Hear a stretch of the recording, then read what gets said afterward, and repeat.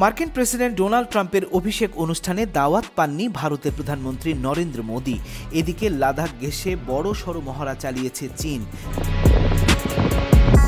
কেবল লাদাখ নয়, অরুণাচল আর seven sister ঘিরেও সরব she জিনপিংয়ের দেশ।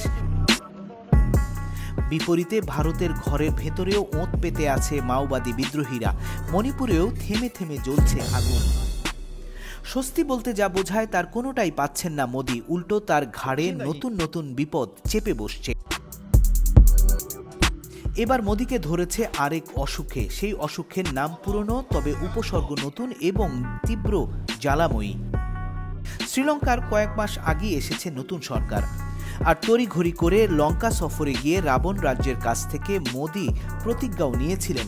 শ্রীলঙ্কার প্রেসিডেন্ট মোদিকে কথা দিয়েছিলেন তার মাটিতে ভারত বিরোধী কোনো কিছুই ঘটবে না। তবে লঙ্কার প্রেসিডেন্ট অনুরা দিশানায়কেও কথা রাখলেন না। মোদির বুকে আগুন জ্বালানো এক চুক্তি তিনি করেই বসলেন,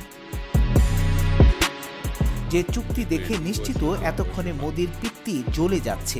অর্থনৈতিক সংকটে থাকা শ্রীলঙ্কা চীনের সঙ্গে $3.7 বিলিয়ন একটি চুক্তি সই করেছেন। অর্থনৈতিক সংকটে থাকা শ্রীলঙ্কা চীনের সঙ্গে $3.7 বিলিয়ন একটি চুক্তি সই করেছে।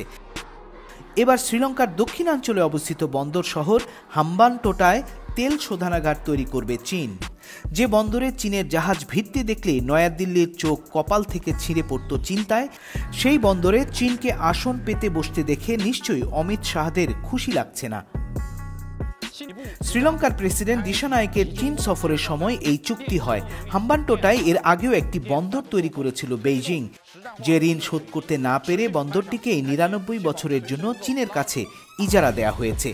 ইজারায় পাওয়া বন্দরটিকে ভারতের বিপক্ষে কৌশলগতভাবে কাজে লাগাচ্ছে ড্রাগনের দেশ। নতুন করে আবার এই তেল শোধনাগার তৈরির ঘটনা ভারত মহাসাগর অঞ্চলে কৌশলগতভাবে চীনকে আলাদা সুবিধা দেবে। হাম্বানটোটায় ভারত মহাসাগরের গুরুত্বপূর্ণ সামুদ্রিক বাণিজ্য রুটের কাছাকাছি অবস্থিত। বিশ্বের অন্যতম বন্দরগুলোর মধ্যে এটিও একটি। এখানে অত্যাধুনিক তেল শোধনাগার নির্মাণ করলে চীনের জ্বালানি বাণিজ্য রমরমা হবে।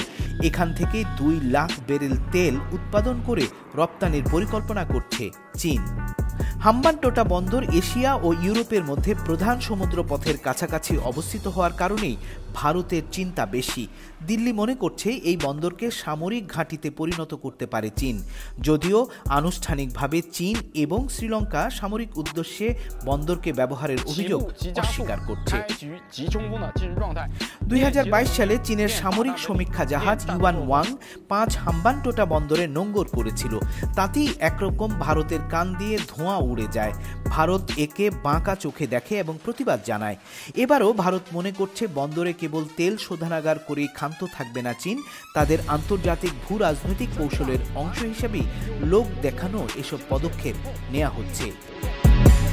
প্রতিরক্ষা বিশেষজ্ঞদের বরাতে ভারত বলতে চাইছে, চারদিক থেকে ভারতকে ঘিরে ফেলার চেষ্টা করছে চীন। সে কারণেই বিভিন্ন দেশে নিজেদের নৌ ঘাঁটি তৈরি করছে। চীন ভারতের চারপাশে একটি বৃত্ত তৈরি করছে, যাকে স্ট্রিং অফ পার্লস বলে।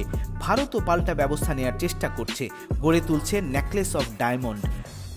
ইরাক, মিয়ানমার এবং ইন্দোনেশিয়ার মতো দেশগুলোকে বিভিন্নভাবে সাহায্য করে আধিপত্য বিস্তার করতে চাইছে ভারতও।